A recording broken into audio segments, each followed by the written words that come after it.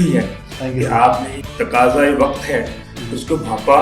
पहली दफ़ा ऐसे प्लेटफॉर्म पर बात करने का आपकी टीम का उन सबका बहुत शुक्रगुजार हूँ। एजुकेशन को प्रमोट करने के लिए आया है। मैंने नहीं देखा ये आपका पहला चैनल है, ये आपको जो है वो इसका क्रेडिट जाता है कि आपने पॉडकास्ट ये शुरू किया।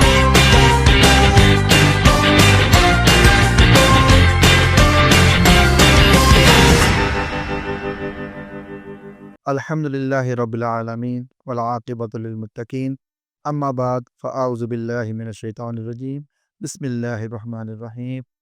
अस्सलामु अलैकुम व्यूअर्स। आज हमारे बीच जो मेहमान मौजूद हैं वो किसी तारीफ़ के मोहताज नहीं। फरहान अहमद साहब एक मानत राना नाम है, जो कि एसोसिएट प्रोफेसर हैं government college township, PhD scholar हैं और तकरीबन 20 साल से ज़ायद अरसे से वो एमडी कैट और पीपीएससी की तैयारी करवा चुके हैं और हज़ारों के करीब तलबा उनसे फैज़याब हो चुके हैं। आज हम उनसे गुफ्तगू करेंगे टीचिंग प्रोफेशन के हवाले से, एमडी कैट के हवाले से और पीपीएससी के हवाले से। अस्सलाम वालेकुम sir. So welcome to our podcast channel. और सबसे पहले थैंक यू अपने सबसे बिजी स्केड्यूल से हमें टाइम देने के लिए। सर, सबसे पहले सवाल हम स्टार्ट करेंगे, आपने टीचिंग को एज अ प्रोफेशन क्यों चूज़ किया?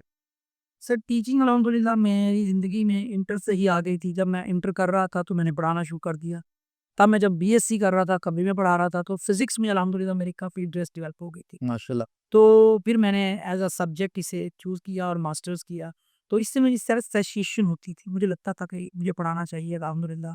आई एम हम्बल्ड टू से कि मुझे लगता था कि मैं आसान अंदाज़ में मुश्किल बात को बता ले आप बाय चॉइस फील्ड में मैं बाय चॉइस इसमें आ ग्रेट। और फिर वो मेरी सेल्फ टैक्सेशन से इससे तो फिर आगे जाके ज़ाहिर है वो पॉजिटिव और बहुत सारे इम्पैक्ट्स हैं इसके कि सोसाइटी में एक नोबल प्रोफेशन है बिल्कुल। और इसमें खूबसूरत चीज़ जो मुझे बहुत पसंद थी, लाइफ लॉन्ग लर्निंग है, क्रिएटिविटी है इसमें बहुत अच्छा, सेल्फ ग्रूमिंग ज़्यादा सेल्फ ग्रूमिंग है, आप प्रोफेशनली ग्रो कर रहे होते हैं। तो ये चीज़ है और ये सबसे खूबसूरत चीज़ जो मुझे टीचिंग में लगती है कि आपकी कम्युनिकेशन स्किल बहुत डेवलप हो जाती है और आपके गुफ्तगू में हुस्न आता है कि शायर की ज़ुबान पे अगर मैं ये कहूँ कि सिर्फ़ इस चौक पे पूछी हैं हज़ारों बातें कि मैं तेरा हुस्न तेरे हुस्न बयाँ कर देखूँ। तो वो आपकी गुफ्तगू का हुस्न जो है काफ़ी बेहतर हो जाता है। तो इसलिए मैंने टीचिंग को एज़ अ ज़बरदस्त। प्रोफ़ेशन लिया। थोड़ा सा टीचिंग ने आपकी पर्सनैलिटी पे क्या पॉजिटिव इम्पैक्ट किया है? सबसे पॉज़िटिव इम्पैक्ट जो लेके आती है आपकी टीचिंग वो ये है कि आप में डिसिप्लिन आता है, चीज़ों में क्रिटिकल थिंकिंग आ जाती है और एक बहुत खूबसूरत चीज़ जो है वो डिफरेंट लोगों के डिफरेंट व्यू पॉइंट्स जब आप सुनते हैं, तो आपको जो आप में टॉलरेंस बहुत आता है, बर्दाश्त पैदा ये होता है कि बाकी लोग भी ठीक हैं। जी। देखिए आप वरना हमारी सोसाइटी में किसी दूसरे शख्स को हम ये कहते हैं कि उसके गलत होने के लिए इतना ही काफ़ी है कि वो मेरी बात से डिसएग्री डिसएग्री करते हैं। हालाँकि अब मुझे सब तजाब पास नहीं रहा है जब बातों में कि हमने देखा कि जो डिसएग्री करना या इख्तलाफ राय है वो तो गुफ्तगू का हुस्न है। तो इसलिए ये चीज़ें भी जो एक बात को इन्हांस करने के लिए इख्तलाफात ज़रूरी है। पर इख्तलाफात होंगे तभी गुफ्तगू आगे बढ़ेगी। इसके अलावा आपकी शख्सियत में फ्लेक्सिबिलिटी आ जाती है बहुत ज़्यादा। ज़बरदस्त। आप जो है चीज़ों को टारगेटेड काम करना शुरू कर देते हैं। हर चीज़ जो है टारगेटेड और उसे सिस्टमैटिक वे में लेके आते हैं। ग्रेट। ये चीज़ जो है वो टीचिंग आपकी पर्सनैलिटी में लेके आती सर, एक टीचर के अंदर कौन-सी क्वालिटीज़ होनी चाहिए? है।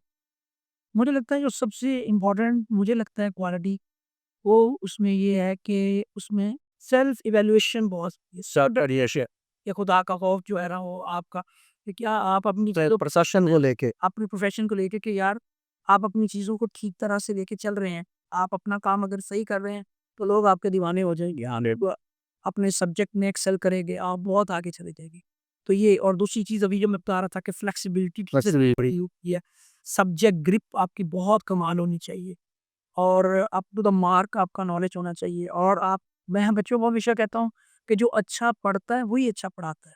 जो अच्छा पढ़ा पढ़ना होगा तो आप अच्छे टीचर हैं। फिर आप कमाल करते हैं, फिर आपको नज़र आना शुरू हो जाता है कि आपसे दूसरे साथ पेवर लोगों में आपसे बहुत पीछे रह जाते हैं क्योंकि आपने इन चीज़ों को अपनी जो है वो स्ट्रेंथ बना देते हैं। तो मुझे यूँ लगता है कि टीचर की ये क्वालिटीज़ बहुत ज़रूरी हैं। इसके अलावा तो ज़ाहिर है बाकी क्वालिटीज़ उसमें होनी चाहिए कि उसे अपनी चीज़ों के साथ जो है वो लॉयर होना चाहिए और उसे सिस्टमैटिक होना चाहिए। Systematic garden. सर ये जो क्वालिटीज़ हैं, इसको इन्हांस करने के लिए या अडॉप्ट करने के लिए कौन-कौन सी टेक्नीक होनी चाहिए? आपको क्या लगता है आपके नज़रिए से? कमिटमेंट बहुत ज़रूरी है और ये टाइम टेकिंग प्रोसेस है। अगर आप ऑल इन का मतलब होता है कि हर तरह से आदमी उसके पीछे लगते रहे चीज़ के, ओके। तो फिर आप जो है वो उसमें ज़ाहिर है आप अपनी चीज़ों को आहिस्ता-आहिस्ता ले जाते हैं। ये असल में अगर मैं ये कहूँ कि ये जो हमारे पास एक इंस्टेंटेनियस प्रोसेस नहीं है, जी, जी। टाइम टेकिंग है, टाइम आहिस्ता ये चीज़ें यहाँ पर डेवलप हो जाती हैं। यानी इन शॉर्ट कि अपने साथ कमिटमेंट करनी पड़ेगी। कि यहाँ पर to do, I have to do, I have to do then I will do। I will इंशाल्लाह ग्रेट। सर आप माशाल्लाह 20 साल से ऑलमोस्ट टीचिंग के शोबे से हैं। तो 20 साल पुराना स्टूडेंट और आज का आपको क्या डिफरेंस नज़र आता है? स्टूडेंट्स मुझे लगता है कि वैसे ही हैं, लेकिन ये ज़ाहिर है स्टूडेंट्स के लिए प्रॉब्लम्स ज़्यादा सोसाइटी में आई हैं, डिस्ट्रैक्शंस, ये सोशल मीडिया है, आपका मोबाइल्स हैं, तो ये डिस्ट्रैक्शन सर अगर इसको डिस्ट्रैक्शन कहते हैं लेकिन कवर्ड के बाद ये गैजेट्स हेल्पफुल नहीं होगी ज़्यादा? No doubt. अब देखिए अगर मैं इसीलिए कहूँ कि आज का स्टूडेंट जो सेल्फ स्टडी अगर करना चाहता है तो उसके लिए बहुत आसान है, सारा कुछ उसके पास ही मौजूद है। तो यही वही बात है कि स्टूडेंट्स तो वही हैं कि वो आज भी अल्हम्दुलिल्लाह पिछले साल मेरे स्टूडेंट ने पूरे पाकिस्तान में एमडीकैट में सेकंड पोजीशन हासिल की है। इसका मतलब स्टूडेंट्स आज ये करना चाहते हैं। लेकिन मुझे लगता है कि स्टडीज़ में कुछ चेंजेस आ गई हैं कि आपकी स्टडीज़ भी जो हैं वो उस तरह से कम्पैक्ट नहीं रही। अब जो सेमेस्टर सिस्टम है, जी। वन नाइट स्टडी है, वो का नॉलेज जो है वो सीक्वेंशियल है। वो किसी ज़माने में जब बीएससी थी, जब लोग पढ़ते थे तो सारा कुछ एनुअल सारा कुछ लोगों को बहुत अच्छी तरह से तरतीब से आपके सब्जेक्ट का नॉलेज भी होता था। तो आज ऐसा नहीं है। तो स्टूडेंट्स मुझे लगता है कि वैसे ही हैं, इतना ज़्यादा प्रोग्रेस थोड़ा सा जो सेमेस्टर सिस्टम है और एनुअल सिस्टम इसके अंदर आपको क्या लगता है बेहतरीन कौन-सा सही रहा? डेफिनिटली एनुअल सिस्टम एनुअल में आपका नॉलेज जो है वो अप टू द मार्क रहता है। सारी चीज़ें आपकी तरतीब में आप सब ज़्यादा सिलेबस भी कवर होता है बिल एज़ अ नॉलेज बिल्कुल स्टूडेंट। अब तो ये वन नाइट स्टडी है, वो सारा कुछ वो मेमोरी में दे के गए, दूसरे दिन उसे जाके आपने एकदम से जो आपने अब्ज़ॉर्प्शन की थी वो आपने वो एग्ज़ीक्यूट कर रही है। एक्यूट कर दिया और वो ख़त्म हो गया। तो I think annual system is better one. Sir आपका सब्जेक्ट फिज़िक्स है और फिज़िक्स एक डिफ़िकल्ट सब्जेक्ट माना जाता है। तो आप कौन-सी टेक्नीक यूज़ करते हैं अपने सब्जेक्ट को स्टूडेंट को पढ़ाने के लिए? इसमें सबसे जो ज़्यादा मैं यूज़ करता हूँ वो मेरा मुझे लगता है कि मेरा पैशन है। मुझे बच्चे ये कहते हैं कि मैं बच्चों को हमेशा कहता हूँ कि जो स्टूडेंट्स हैं वो एनर्जी कहाँ से लेते हैं? वो टीचर से एनर्जी लेते हैं। You should be very much enthusiastic. तो बच्चे भी एंथुसियास्टिक होंगे, वो पैशनेट होंगे। यानी क्यूरोसिटी पैदा करना। क्यूरियोसिटी और इसी तरह फिर बहुत सारी आपके जो क्रिएटिविटी जो है होनी चाहिए और इस एक्टिविटी बेस्ड काउंटर आए आप बच्चों को टास्क दें छोटे-छोटे से, प्रेज़ करें स्टूडेंट्स को जी। और फिर उनको ज़ाहिर है छोटे-छोटे कभी-कभी तो मैं प्राइज़ बेस्ड एमसीक्यूज़ का क्लास में उससे चीज़ें आपकी बहुत ज़्यादा इफ़ेक्टिव हो जाती है। तो ग्रेट। ये मोटिवेशन बनी रहती है बच्चों और दूसरी बात मोटिवेशन सबसे बड़ी जो है स्टूडेंट्स के लिए यही है कि आप अपने सब्जेक्ट को किस तरह से पढ़ा रहे हैं। अगर आप कम्युनिकेट कर रहे हैं। कम्युनिकेट कर रहे हैं, अगर बच्चे को समझ आ रही है, वो सीख पा रहा है, he is enjoying the subject definitely, तो that's a motivation for Farhan साहब एज़ अ टीचर कौन से टॉपिक्स पे के बच्चों को कांसेप्ट देते हुए आपको डिफ़िकल्टीज़ होती हैं? इसमें 2 सर चीज़ें हैं, मेनली तो ये है कि प्रायर नॉलेज ना हो जिस चीज़ का बच्चों को और गुड विजुअलाइज़ेशन ना हो बच्चे की। क्योंकि फिर इसमें बहुत सारी चीज़ें मसलन क्वांटमेटिक्स पढ़ाई इमेजिन इसकी विजुअलाइज़ेशन जो है वो बड़ी स्ट्रॉन्ग होनी चाहिए। तो इसके अलावा अगर डिस्कनेक्टेड लर्निंग एनवायरनमेंट है बच्चे का, तो ये चीज़ें हमारे लिए प्रॉब्लमैटिक होती हैं बाज़ औक़ात। लेकिन ज़ाहिर है वो टीचर ने उसको सिस्टमैटिक बनाना होता है कि आप उसको कन्विंसिंग बना लेंगे, उसको ईज़ी बना लेंगे। तो ये चीज़ें हैं जो बाज़ औक़ात बच्चे की हैं जो वो हमें प्रॉब्लमैटिक समझ जाती हैं। अदरवाइज़ ज़ाहिर है टीचर ने ऐसी स्ट्रैटेजी बनाई होती है कि वो चीज़ों को कन्वे कर पाता है। फरहान साहब आप कौन-सी टेक्नीक यूज़ करते हैं डिफ़िकल्ट कांसेप्ट को बच्चों को समझाने के लिए? मैं सबसे ज़्यादा जो टेक्नीक यूज़ करता हूँ वो ये है कि उनकी मोटिवेशन हाई रखता हूँ मैं और एक्टिविटी बेस्ड चीज़ों को लेके आता हूँ मैं। क्रिएटिव हूँ और इसके अलावा एमसीक्यूज़ ऐड किए आपने, प्राइज़ बेस्ड एमसीक्यू लेके आए और वेरिएशन बहुत ज़रूरी है कि आपके अट्रैक्ट करने के लिए बच्चों को। वेरिएशन बहुत ज़रूरी है। आप एक ही सिस्टम में मैं हमेशा कहता हूँ कि आपकी आवाज़ जो है that should not be a direct current, that should B sinusoidal, कि आवाज़ का उतार-चढ़ाव जो है वो आपके लेक्चर को बहुत खूबसूरत बना दे। Analogue wave type, that should be a analogue wave analogue basically. तो उससे आपके गुफ्तगू में आप रोशन आएगा। आपने बच्चे को जगा के रखना है और अपनी मुख्तलिफ स्ट्रेटजीज से चीज़ों को लेके चलना है, तो आपने अपने लेक्चर को इस तरह से इफेक्टिव बनाना है।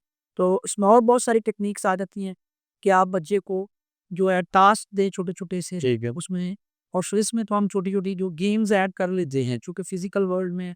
इसके अलावा मैं अपने लेक्चर में रियल वर्ल्ड से अटैच करके बहुत सारी चीज़ों को डिस्कस करता हूँ, और मैं ये अगर बात करूँ कि एक्सपीरियंस के साथ बहुत सारी चीज़ें आपकी जो बच्चों को हमेशा कहता हूँ, एंगेज होती रहती मैं हमेशा कहता हूँ experience is inversely proportional to number of words. है। ओके, जितना आपका एक्सपीरियंस ज़्यादा है, तो आप बहुत बड़ी बात आप चंद अल्फाज में बता देंगे। तो ये भी चीज़ें जामिया पर मुख्तसर अगर शाम है कम्प्रिहेंसिव का। Comprehensive, wait. सर, क्या पाकिस्तान के अंदर फिजिक्स को, जो कि प्रैक्टिकल सब्जेक्ट है, एज अ प्रैक्टिकल वे में समझाया जा रहा हम कह सकते हैं 60 टू 70% तो ऐसा हो रहा है, है। ऐसा हो रहा है? अब तो बल्कि और बहुत ज़्यादा कि हम ऑडियो वीडियो जो टूल्स यूज़ कर लेते हैं, हम मल्टीमीडिया का यूज़ चीज़ों को दिखा पाते हैं। हम मोटर बच्चे को पढ़ानी है तो अब हम चलते हुए दिखा के देते हैं। तो प्रैक्टिकली भी जो है वो काफ़ी कोशिश की जाती है, लेकिन जितना रिक्वायरमेंट है उतना नहीं होता। उसकी तो कई प्रॉब्लम्स हैं, बाज़ औक़ात उतना जो है वो आपके पास एपरेटस नहीं होता। तो लेकिन जो मैक्सिमम चीज़ें हो रही हैं, आई थिंक सो। फराज साहब, स्टूडेंट्स को मोटिवेट करने के लिए कौन सी स्ट्रेटजी होनी चाहिए? मुझे लगता है स्टूडेंट्स के लिए सबसे बड़ी मोटिवेशन टीचर खुद है। टीचर्स होता है। जी, as a role model, as a role model, और आप you should be very much enthusiastic, passionate होना चाहिए आपको। ओके। और क्योंकि मैं हमेशा कहता हूँ कि बच्चे को एनर्जी कहाँ से मिलती है? वो असातिज़ा से एनर्जी दे रहा होता है। तो मैं फिज़िक्स को जो है एज़ अ पैशन पढ़ाता हूँ।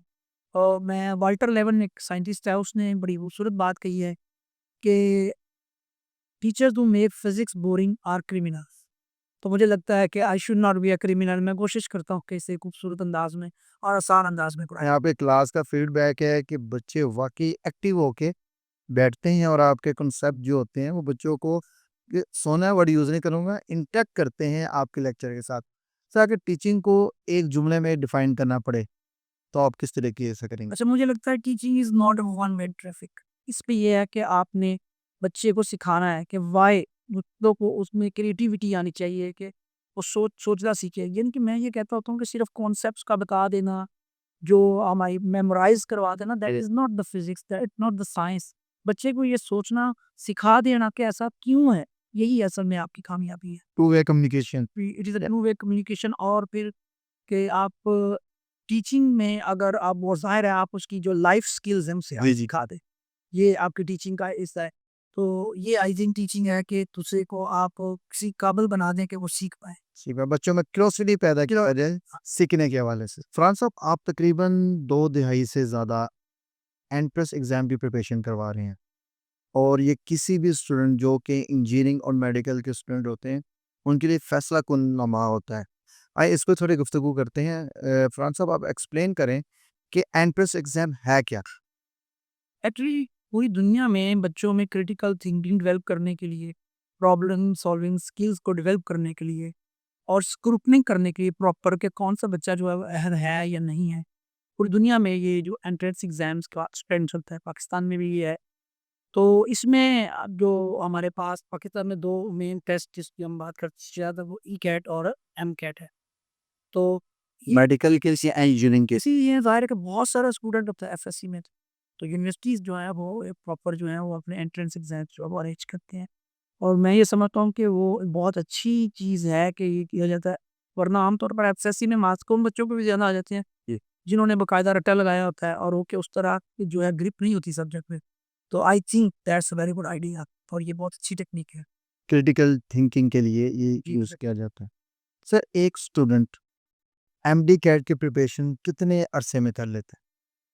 अच्छा सर, इसमें डिपेंड करता है कि अगर वो बच्चा क्या खुद से कर रहा है, सेल्फ स्टडी कर रहा है, हालाँकि ये बहुत मुश्किल काम है। Self study. मैं आप कहता हूँ कि यानी टेस्ट हो ही सकता है। देखिए बहुत सारी चीज़ें ऐसी हैं जो कि आम आप एफएससी में पढ़ाते ही नहीं है बच्चों को, और वो एंटी टेस्ट में आई होती है। तो मैं ज्वेलरीज़ की बात करूँ तो उसमें स्प्रिंग के क्वेश्चन है, तो वो सीरीज पैरेलल क्वेश्चन है, तो वो आमतौर पर ऐसे नहीं लिखे को आए होते हैं एंट्री टेस्ट में। तो इसका मतलब है आपने किसी न किसी ऑर्गेनाइजेशन से अटैच होना होता है और वो बड़े सीक्वेंशियल तरीके से आपको भी प्रिपरेशन करवाते हैं। वहाँ लेक्चर्स होते हैं, फिर डिस्कशंस होते हैं। फिर टेस्ट डिस्कशन होती है। मैं बच्चे को कहता होता हूँ कि जो मैक्सिमम लर्निंग होती है that is during the test discussion. You can say के दो मकासद है, number one is your evaluation evaluation, कि आपको पता चलता है where do you stand, and number two is your learning कि जो आप पे गलत हो रहे हो तो वो सीख भी तो रहे हो। आइडेशन एक- एंड रनिंग बोथ। और भी टीचर्स आपको शॉर्टकट सिखा रहे होते हैं बहुत ज्यादा, Great. किस तरह से इसको लेके चलना था, फिर आपको मैथमेटिकल ट्रिक्स सिखा रहे होते हैं। ग्रेट। तो वो ये सारी चीजें जो है वो आप ऑर्गेनाइजेशन से जब अटैच होते हैं तो सिस्टमैटिकल ऑर्गेनाइजेशन के साथ अटैच होना वो आपके लिए बड़ा बेटर है। ग्रेट। सर, एमटी कैड में और ई कैड में फिजिक्स की वेटेज की क्या अहमियत है? अच्छा, इसमें यूँ है कि अगर मैं एमडी कैट की बात करूँ तो उसमें फिजिक्स की वेटेज जो है आप इस 20% कर दी गई। 20%। लेकिन ये कितनी इस तरह से है कि बायो के 81 क्वेश्चन है, केमिस्ट्री के जो हैं वो 45 है, फिजिक्स के 36 हैं, और इसी तरह जो हमारी लॉजिकल रीजनिंग और जो इंग्लिश है कि 99% है। लेकिन फिजिक्स के बारे में मैं ये हमेशा बच्चे को कहता हूँ कि ज़ाहिर है मेरा सब्जेक्ट भी अलग है, कहता हूँ it is a decisive and it is a crucial for your admission in medical colleges, because इसमें एप्लीकेशन बेस्ड क्वेश्चन आते हैं।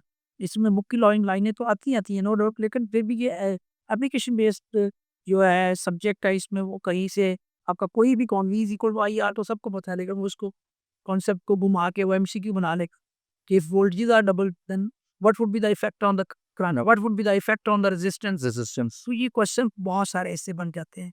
तो सो डेफिनेटली जो फिजिक्स है that matters a lot. Lot news. Great. Sir, एक एमडी कैड का student या entrance exam का स्टूडेंट कौन सी गलती करता है ड्यूरिंग एंट्रेंस एग्जाम? या इस सवाल को मैं यूँ कर लेता हूँ, ड्यूरिंग एंट्रेंस एग्जाम जो कैंडिडेट होता है वो कौन सी सबसे बड़ी गलती करता है? मैं बच्चों को हमेशा कहता हूँ कि एमसीक्यूज बेस्ड आपका पेपर होना है, तो इसमें प्रिपरेशन भी एमसीक्यूज के थ्रू ही करें। बच्चे थ्योरेटिकली चीज़ों को पढ़ते रहते हैं, जी। तो एमसीक्यूज अनसीन एमसीक्यूज की जितनी प्रैक्टिस करेंगे तो आप तब आप परफॉर्म कर सकते हैं। तो बच्चे यही मिस्टेक करते रहते हैं, मैं चीज़ों को पढ़ते रहते हैं। मैं बच्चों को कहता होता हूँ make your on MCQs. On MCQs अपने आप कॉन्सेप्ट से क्रिएट करें। आप हर लाइन में से बुक में से आप एमसीक्यूज बनाएं, तो बच्चे थ्योरेटिकली उस तरह चीज़ों को पढ़ते रहते हैं। तो वो ये बहुत बड़ी उनकी मिस्टेक होती है। उसके बाद वो सिस्टमेटिक नहीं करते और टेस्ट ज़रूर दें। ऐसी लाजमी कनेक्ट है। एफएलपीज़ दें, टेस्ट दें, उससे आपकी चीज़ें जो है वो बहुत अच्छी हो जाए। सर, एंट्रेंस एग्जाम के अंदर टाइम मैनेजमेंट कितनी इंपॉर्टेंट है? Time management is very much important. इसमें एक तो चीज़ ये है कि टेस्ट जब आप दे रहे होंगे उस वक़्त की टेस्ट इज़ दैट है, और जब आप प्रिपरेशन कर रहे होंगे उस वक़्त की। जब आप प्रिपरेशन कर रहे हो तो अपने टाइम को आप टाइम प्लॉट्स में डिवाइड करें। मसलन अगर देखो तो आपको ऑलमोस्ट 3 टू 4 आवर्स हर रोज़ फ्री होते चाहिए। सब्जेक्ट वाइज जी subject. You create own time table. और मैं हमेशा ये कहता हूँ कि ज़रूरी नहीं होता कि मैंने इस वक़्त ही पढ़ना है। जब आपकी बेस्ट एनर्जी है उस वक़्त ही आप पढ़ें। कुछ बच्चे नाइट आउल्स होते हैं, बहुत मॉर्निंग कोई में अर्ली बर्ड्स होते हैं, तो वो जिस वक़्त आप बेस्ट सब फ़ील कर रहे होते हैं वो उस वक़्त पढ़ें। मैं इस चीज़ का कायल नहीं हूँ कि इस वक़्त पढ़ना है तो पढ़ना है, ऐसा नहीं है। जब आप बेस्ट आप फ़ील कर रहे हो तो उस वक़्त आप पढ़ें। तो इसी तरह जब आप टेस्ट दे रहे हो तो उस वक़्त का तरीक़ाकार बड़ा इम्पोर्टेंट है कि आपने कैसे। सबसे पहले आपने जो है ईज़ी क्वेश्चन कर, गो विद द फ्लो हम कहते हैं, go with the flow. Go with the flow, जी। ये कॉन्सेप्ट है। जी, ये कॉन्सेप्ट है कि अच्छा। ईज़ी क्वेश्चंस के साथ बिल्कुल पुरसकून हो जाए। देखिए इस साल क्या है 180 क्वेश्चन बार 80 मिनट। इसका मतलब बहुत सारे क्वेश्चन तो ऐसे हैं जिसमें एक वो माइक्रो सेकंड्स में होने वाला क्वेश्चन होता है बच्चा। मतलब पिछले साल क्वेश्चन आया कि फर्स्ट लॉ ऑफ थर्मोडायनामिक्स जो है that is law of conservation of energy. इसमें तो 1 सेकंड में नहीं लगा, एलोकेटेड आपके जितने सेकंड्स थे इसके लिए 60 second. 60 second then what should you do? इसका मतलब है टाइम में। कि आप टाइम मैनेजमेंट करें, आप ईज़ी क्वेश्चंस को पहले करें, पहले गो में चलें, फिर लेंथी क्वेश्चंस पे आप टाइम लगाएँ। उसमें एंड पे ये है कि अगर आपका उसमें को प्लस माइनस हो भी जाता है तो that is not too much problematic, क्योंकि आपने अच्छे क्वेश्चन तो पहले कर लिए हुए हैं। तो इसलिए आपको तरतीब से जो है वो ये पहले ईज़ी करने होंगे, फिर आपको डिफ़िकल्ट क्वेश्चन, और सीक्वेंस से नहीं चलना ज़रूरी है भाई एक क्वेश्चन को आपने पकड़ लिया। मैं मुश्किल क्वेश्चन के बारे में हमेशा ये कहता हूँ कि वो एक तो आपका टाइम टेकिंग है। टाइम ये टेकिंग। है कि वो अक्सर उसमें मिस्टेक हो जाती है। जी। फिर प्रेशर डेवलप होगा। रश एक से दूसरे पे फ़र्क पड़ेगा। तो so you have to make it very strategic और तरतीब से आप चलें, ईजी बसेस बढ़ेगा। फरहान साहब, आप जो एंट्रेंस एग्जाम के जो नोट्स होते हैं, आप शॉर्ट नोट्स के हक में हैं या डिटेल स्टडी के हक में? इसका तरीक़ाकार वही है कि आप जब पढ़ रहे होते हैं, नो डाउट आपको टीचर्स जो हैं वो चैप्टर वाइज़ करवा रहे थे, यूनिट वाइज़ काम होगा वो बढ़ाएँगे आप। लेकिन जब आगे बढ़ते जाएँ, लेकिन जैसे आजकल की मैं बात करूँ, आप पढ़ा रहे हैं, आजकल क्या सेशन चल रहा है, जी 1 महीना रह गया, तो बच्चों को मैं कहता हूँ कि convert your bulky notes to the short notes. Smart notes, short की जगह में स्मार्ट नोट्स तो ये स्मार्ट नोट्स कर लें आप। जी। तो उसमें ये है कि ज़ाहिर है स्मार्ट वर्क होगा तो आपके लिए बहुत ज़बरदस्त होगा। आप छोटे-छोटे से उसमें टेबल्स बना लीजिए, आप उसमें से फ्लो चार्ट बनाइए, आप उसमें से हीट बनाइए, आप वैल्यूज़ को जो है लिख लीजिए। बल्कि इसमें ये भी मैं हमेशा कहता हूँ कि बहुत सारी चीज़ें ऐसी हैं जो आपको हर दफ़ा ही भूल जाती हैं। वो फॉसल ऑफ एरर्स हम उसे कहते हैं। तो ऐसी चीज़ों को जनाब आप लिख के रखें, बल्कि कई दफ़ा तो हम ये कहते हैं कि उसको लिखें, पिक्चर लें, उन्हें मोबाइल का वॉलपेपर बना दें। वॉलपेपर बनाने ताकि आप बार-बार तो देखेंगे ना, तो उस चीज़ को आप याद करें। तो आप अपने शॉर्ट नोट्स ज़रूर बनाएँ, बल्कि फिज़िक्स में ये तरतीब है कि आप उसके जो फ़ॉर्मूला शीट्स बनाएँ। फिस 50% क्वेश्चन आपके सिर्फ़ फ़ॉर्मूला से हो जाते हैं। के तो आप उसके स्टिकी नोट बनाएँ, फ़ॉर्मूला शीट्स बनाएँ, हर जगह रिज़ल्ट सिमस के सामने जो मुश्किल चीज़ है उसके पीछे पढ़ें। सुबह उठ के पहले इसका दर्शन करें आप। दर्जन करें, तो फिर फ्रेश जो आप कह रहे हैं। फरहान साहब, जो एंट्रेंस एग्जाम है, उनके लिए पास पेपर कितने हेल्पफुल होते हैं? बहुत ज़्यादा हेल्पफुल है। उनके बगैर आपकी प्रिपरेशन कंप्लीट ही नहीं होती। 2 चीज़ों के बगैर आपकी प्रिपरेशन कंप्लीट नहीं। एक your FLPs, FLC number 2 is your past papers. बाज़ का आप इसके बच्चों में मैं ये कहता हूँ कि आप किसी भी एफएलपी को एज़ अ जो हमारे पास एफएलपी है, वो कहाँ से आप पास्ट पेपर पूरा सॉल्व करेंगे, आपका एफएलपी सॉल्व हो जाएगा। ग्रेड ये आपकी तरतीब बहुत इम्पोर्टेंट है, इसलिए पास्ट पेपर ज़रूर करें। बल्कि मैं बच्चों को हमेशा कहता होता हूँ कि जो आपने टॉपिक तैयार किया है, उसी में पास्ट पेपर्स के जो क्वेश्चन आए हुए हैं, उनको आप वहाँ साथ-साथ सॉल्व करें, तो आप फिर एन्जॉय करते हैं, आप में कॉन्फिडेंस बिल्ड होता है, येस आई कैन डू। तो लिहाज़ा ये बेहतर है और फिर आपको पूरा सिस्टम समझ आता है। FLP is a very important thing for your preparation. Why? क्योंकि वहाँ से आपको नज़र आ रहा होता है कि किस तरह का पेपर आएगा। सो एफएलपीज़ आर वेरी मच इम्पोर्टेंट। आपको एक रोड मैप नज़र आ जाए। बल्कि मैं अभी के जो स्टूडेंट्स अभी आजकल कर रहे हैं, मैं ये बताऊँगा कि 2022, 23, 24 ये पेपर्स आपके लिए इंतहाई इम्पोर्टेंट है, क्योंकि 21 में और 20 में तो जो पेपर्स आए थे वो थोड़े से अटके थे, पीएमबीसी ने लिए थे। तो अभी ये जो आपके 22 से आगे बढ़ रहे हैं, ये तो आपके लिए इंतहाई इम्पोर्टेंट है। और कुछ क्वेश्चन ऐसे हैं जो रिपीट भी होते हैं। मसलन ये 2 क्वेश्चन ऐसे हैं फिज़िक्स में जो पिछले 2-3 साल से रिपीट हो रहे हैं। तो वो रिपीट की तो चलो ठीक है बात। दूसरी बात सबसे इम्पोर्टेंट ये है कि जनाबे वाला आपको समझ आती है सेंस क्या है, किस तरह से पेपर बनना कैसे है। ग्रेट। हमारे जो व्यूअर्स हैं उनके लिए हेल्पफुल हो सकता है। Best of luck. फरहान साहब, ये मुझे आप बताएं कि एंट्रेंस एग्जाम के स्टूडेंट के लिए सबसे बड़ी मोटिवेशन क्या होगी? जो सबसे बड़ी मोटिवेशन है वो उनका जो पैशन, जो उनका गोल है, your goal is your passion.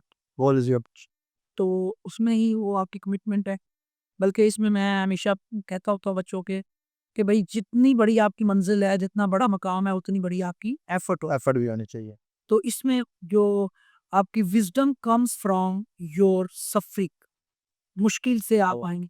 तो ये है कि अभी आप अपने ड्रीम के लिए इतनी मेहनत करें कि कल को आप कहीं ऐसी जगह पे पहुँच जाएँ कि आपसे मिलना लोगों का ड्रीम बन जाए। टीम बन जाए। तो इसमें ये है कि आप इतना आप मेहनत करें, अपने गोल की तरफ आप इतना बढ़े और फिर छा जाएँ, तो फिर दुनिया आपके पीछे है। ग्रेट। यानी आप अपने जो एम्स है वो हाई रखिए। हाँ, अपने आगे के और ज़ाहिर है ये आपकी मोटिवेशन जो है वो यही है कि जो आपने सोचा हुआ है, अगर आपने बड़े मकाम पे जाना है तो फिर आपकी जो पैशन है वही आपका बहुत बड़ा गोल है। फरहान साहब, एंट्रेंस एग्जाम के अंदर ये वर्निंग का क्या कॉन्सेप्ट है? अच्छा सर, इसमें बहुत सारे जो कॉन्सेप्ट्स बिल्कुल एक तरह के होते हैं, जी। उनको एक जगह पे हम लाएँ और फिर सीखें तो फिर ज़बरदस्त चीज़ों को हम एक्सप्लेन कर पाते हैं। मसलन अगर फिज़िक्स की बात करूँ तो हम कहते हैं जी, सिंपल पेंडुलम में अगर टाइम बढ़ेगा जी। तो पेंडुलम जो है वो स्लो हो जाए। इसी तरह हाफ लाइफ में हम कहेंगे कि अगर टाइम बढ़ेगा यानी कि हाफ लाइफ बढ़ेगी तो स्लो डिके हो जाएगा। जी जी सारी चीज़ें जो एक जैसी होती हैं और बहुत सारे इस तरह के कॉन्सेप्ट हैं। मतलब रेडियो वेव्स है वो कहाँ-कहाँ यूज़ होती हैं। तो पूरे एंटी टेस्ट में बच्चों को बता दिया जाता है कि बेटा सिर्फ़ इन जगहों में यूज़ होती हैं और कहीं यूज़ ही नहीं होती। यूज नहीं तो सारी बातें जब हम एक पॉइंट पे ले आते हैं तो दिस इज़ कॉल्ड हुआ। One link. तो इससे बहुत सारी चीज़ों में आपकी सीक्वेंस आ जाता है। ग्रेट। सर एंट्रेंस एग्जाम्स के लिए कौन कौन से गोल्डन रूल्स होते हैं? अच्छा सर, इसमें गोल्डन रूल्स में सबसे इम्पोर्टेंट चीज़ तो जो मैं पहले भी शेयर कर चुका हूँ, जी जी तो मैं दोबारा आपसे ज़रूर बात करूँगा कि आपने प्रिपरेशन जब आप कर रहे होते हैं, तो उस दौरान ये देखें कि अनसीन क्वेश्चन जितने अच्छे इंस्टीट्यूशंस की आपको पेटेंट बुक्स में मिलती हैं, उनके आप अनसीन एमसीक्यूज़ करें, पास पे क्वेश्चन करें, क्योंकि उधर भी अक्सर जब आप एग्ज़ाम डे पे क्वेश्चन जो है वो सॉल्व कर रहे होते हैं, तो आप उस क्वेश्चन को ही जल्दी कर पाएँगे, तो कहीं न कहीं आपने देखा हुआ है, आप जी जी 80 नजरों के सामने से। तो वो आपके लिए बेटर होता है। ग्रेट। और एग्ज़ाम डे की अगर मैं बात करूँ, तो उससे 2 दिन पहले की तरतीब ज़रूर रखनी चाहिए कि ये नहीं है कोई लॉन्ग क्वेश्चन नहीं आने के जो आप उस दिन याद करके गए थे पहले, तो आप उधर जाके परफ़ॉर्म करेंगे। इसमें ये है कि आप अपनी नींद उस रात को फुल पूरी करेंगे, जैसे कुछ भी ये होने ही नहीं जा रहा। कुछ तो वो हाँ, आपको पता है जब आपकी नींद पूरी हो तो आप बहुत ज़्यादा चीज़ों को अच्छे तरह से परफ़ॉर्म कर पाते हैं। और फिर अपनी डाइट पे तय रखें उस दिन के लिए जब वहाँ पहुँचे और जब शुरू करें तो it is the game of nerves, it is the game of pressure management, it is the game of time management. कुछ भी सुपरनैचुरल नहीं आता, मैं बच्चों को हमेशा कहता हूँ चीज़ें वही होती हैं, आपने उनको तरतीब से करना होता है। तो वही कि आप पहले ईज़ी क्वेश्चंस करें, फिर आप डिफ़िकल्ट क्वेश्चंस की तरफ करें, वो पे टाइम लगाएँ, क्योंकि हर क्वेश्चन जो है वो 1 मिनट नहीं लेगा। हाँ। आपको पता है 180 क्वेश्चंस हैं, 180 मिनट्स हैं, लेकिन हर क्वेश्चन 1 मिनट नहीं लेगा। ये तो आप अपना टाइम स्पेयर कर लेंगे और पुरसुकून हो के फिर आप परफॉर्म भी अच्छा कर जाएंगे। तो ये गोल्डन रूल्स हैं। प्लस वही बात कि आपने नोट्स जो है वो इंतहाई शॉर्ट से शॉर्ट करते जाए। स्मार्ट नोट्स जो अभी हमने कॉन्सेप्ट क्रिएट किया है और पैनिक नहीं होना। जी, पैनिक नहीं। ठीक है फरहान साहब, हमारे एमडी कैट्स के जो कैंडिडेट्स हैं उनके लिए आपकी तरफ से कोई फाइनल एडवाइस? अच्छा जी, एडवाइस तो सिर्फ यही है कि आप अपना बिलीफ सिस्टम ठीक कीजिए। बिल्कुल, जो फर्स्ट आपको ऑफ ऑल यकीन होना चाहिए कि जो अल्लाह ताला ने मेरे लिए रखा है वो मुझे इंशाल्लाह मिलना है। मिल जाएगा। अगर मैंने अपना 100% दिया तो मुझे मिल जाएगा इंशाल्लाह। इंशाल्लाह। अल्लाह ताला का कानून फितरत बड़ा सिंपल सा है, लैसल इंसान इल्ला मा मौलाना सा। जो जितनी कोशिश करेगा उसे उतना मिलेगा, ज़रूर मिलना है। तो इसमें दूसरी बात यही है कि आप अपने एग्ज़ाम को समझें कि ये आपका एग्ज़ाम है क्या? वही चीज़ें जो आपने एफएससी में पढ़ी हुई हैं, आपने उन्हीं को आपने जो है कंपाइल करके उसके एमसीक्यूज़ जो है वो सॉल्व करने हैं। तो उसमें आप अपनी तरतीब रखें, आप बिल्कुल पैनिक नहीं ग्रेट। बिल्कुल। आप सिस्टमैटिक रिलैक्स। जैसे परफॉर्म रिलैक्स होके परफॉर्म करेंगे तो आप छा जाएँगे इंशाल्लाह। In so all the best to all of you. Hope you will see in white coat इंशाल्लाह। इंशाल्लाह। फरहान साहब, माशाल्लाह आपने एमटी कैट के साथ-साथ पीपीएससी एग्ज़ाम की भी प्रिपरेशन करवाई है। तो सर व्यूअर्स को ये बताएँ कि पीपीएससी एग्ज़ाम है क्या? अच्छा, पीपीएससी में तो 3 चीज़ें पहले मैं आपसे शेयर करना चाह रहा हूँ कि फर्स्ट वन जो है इसका एलिजिबिलिटी जो हमारा क्राइटेरिया है वो ये है कि एमएससी हो एम और मैक्सिमम एज लिमिट जो है वो 33 है। MSc and BS. हाँ जी, बिल्कुल। ओके। एग्ज़ैक्टली वो तो 16 ईयर एजुकेशन। जी 16 ईयर एजुकेशन का जी। जी, बिल्कुल। दूसरी बात ये है कि इसमें जो इसकी खूबसूरती है वो ये है कि करियर के आगाज़ पे ही आप 17 स्केल की जॉब अगर गवर्नमेंट सेक्टर में ऑफ़र हो रही है तो that is very much protocol beneficial for you. Beneficial. Third one कि पेपर जो है इसका क्या है, 200 एमसीक्यूज़ का ये टेस्ट है। इसमें 50% वेटेज जो है वो आपके सब्जेक्ट की है। Job it use. Means yes, okay. It means your subject matters a lot.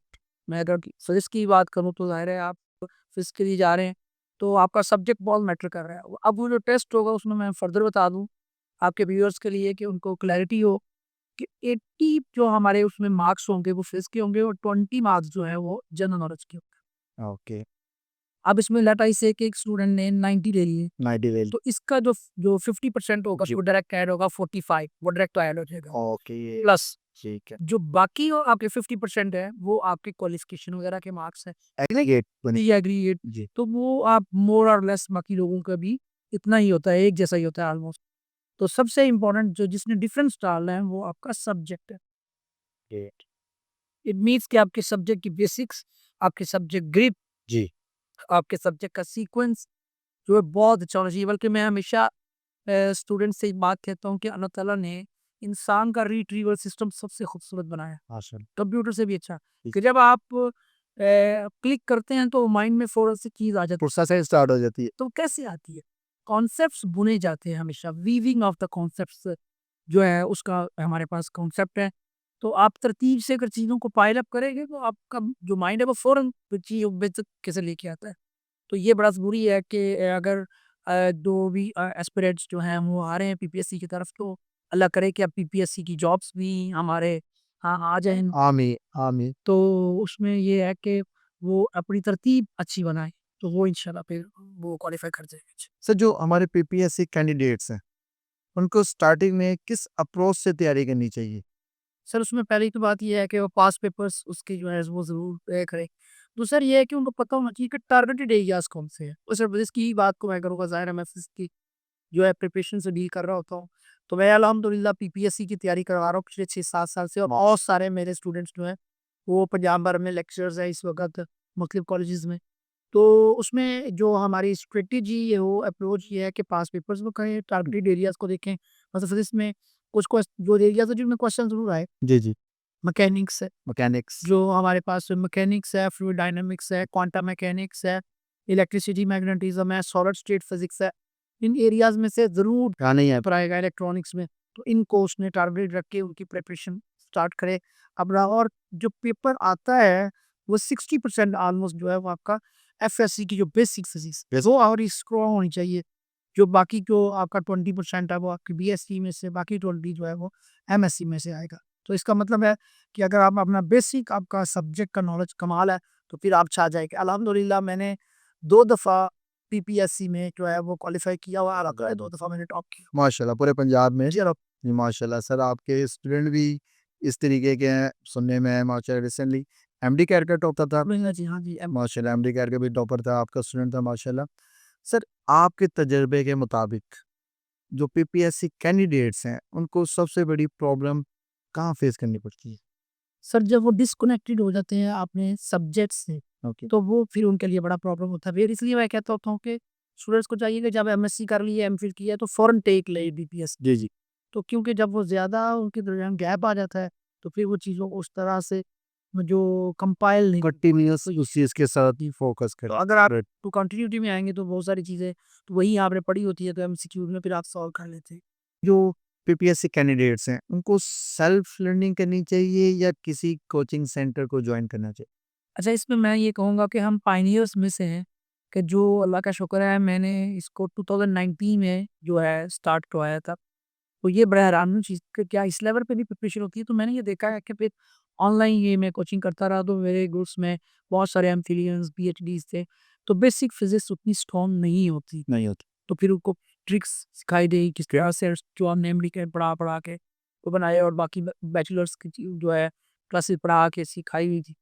तो लिहाजा मैं समझता हूँ कि कोचिंग अगर आप ले लेंगे तो आपको तरीका एक समझ आएगा, लेकिन ज़ाहिर है एक बंदा समझ जाएगा कि मास्टर्स एक बंदे ने किया है तो कैसे कोचिंग की जरूरत पड़ेगी। लेकिन आई थिंक कि आप कोचिंग लेंगे तो that will be very much better, क्योंकि मेरे जो फीडबैक जो लेक्चरर्स बढ़ के हैं उनका मानना है कि सर हमें तो फिजिक्स आती ही नहीं थी उस तरह से, उस तरीके क्योंकि वो अल्हम्दुलिल्लाह आई एम हम्बल्ड टू से कि ये नहीं कि हम कुछ सिखाते हैं, हम कोई रास्ता ज़रूर बना देते हैं, उसकी तरतीब बना देते हैं और वो बहुत अच्छी तरह से फिर उसके लिए क्वालिफाई करते हैं। माशाल्लाह, माशाल्लाह। सर अब ये हमने एमडी कैट के बारे में भी बात की, तो एमडी कैट और पीपीएससी प्रिपरेशन के दरमियान बेसिक डिफरेंस क्या है? बेसिक डिफरेंस तो यही है कि बस हम पीपीएससी में आगे हमारा जो क्राइटेरिया ही चीज़ है उसके अंदर जो है हमारा इंटरव्यू है। जी।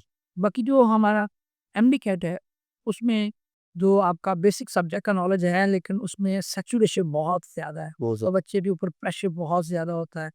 तो जो पीपीएससी है उसमें भी ज़ाहिर है सैचुरेशन तो नो डाउट है, लेकिन उसमें क्राइटेरिया का डिफरेंस और ज़ाहिर है एक जो एज डिफरेंस आप में मैच्योरिटी आ चुकी क्लास डिफरेंस भी है। बिल्कुल आप जी, बिल्कुल। सर पीपीएससी कैंडिडेट के लिए आपकी तरफ से कोई फाइनल एडवाइस? फाइनल एडवाइस मेरी ये है कि जी अपनी चीज़ों में रेलेवेंट रहें। जब आप टीचिंग कर रहे हैं पढ़ाएँ ज़रूर। पढ़ाएँ ज़रूर। ये क्या? बड़े एक और जो है मशहूर एक हमारे लेक्चरर हैं फेनमैन का बड़ा खूबसूरत एक कॉल है कि if you want to learn something you should teach it. आप बेशक पढ़ाएँ।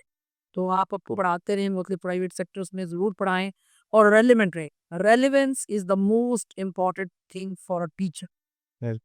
ग्रेट। तो फिर आप करते रहें, चीज़ों को प्रिपेयर करते रहें और साथ-साथ आपको ज़ाहिर है आजकल तो यूट्यूब पे हर चीज़ जो है वो मौजूद है, मौजूद है। तो आप प्रिपेयर कर सकते हैं। तो बस और जब क्वालिफ़िकेशन इसकी वो आपकी मुकम्मल हो तो आपको ज़रूर इसकी टेक लेनी चाहिए और फिर खामोशी से मेहनत करते रहें, इतनी खामोशी से करें कि फिर कामयाबी आपकी शुरू हो जाए। बेशक, ज़बरदस्त। यानी फरहान साहब, हर पर्सन को एक ना एक दफ़ा ट्राई ज़रूर करना चाहिए, करना चाहिए। आपके according. Great. Thank you so much Farhan साहब, आपने अपने कीमती वक़्त में से हमें टाइम दिया। तो हमारे चैनल के मुतालिक कुछ कहना चाहेंगे? सर इसमें ये है कि मुझे बड़ी खुशी हो रही है कि आपने मुझे इनवाइट किया। तो big hand for your team कि माशाल्लाह से ये पहला फोरम है जो कि इस स्पेशली एजुकेशनल जो अगर पॉडकास्ट आप कर रहे हैं और I think the first one है हमारे पंजाब में, पाकिस्तान में। तो मैं आपको बल्कि कांग्रेचुलेशंस दूँगा कि आपसे टीचिंग कम्युनिटी का सोचा और टीचिंग कम्युनिटी को भी उसमें बूस्ट मिले। ये that's very good effort. Thank you so much, thank you so much. इसी के साथ हम अपने पॉडकास्ट का इख्तिताम करेंगे। मिलेंगे इंशाल्लाह नए पॉडकास्ट के न्यू गेस्ट के साथ और एक न्यू टॉपिक के साथ। जब तक मुझे आप इजाज़त दें। अल्लाह हाफ़िज़।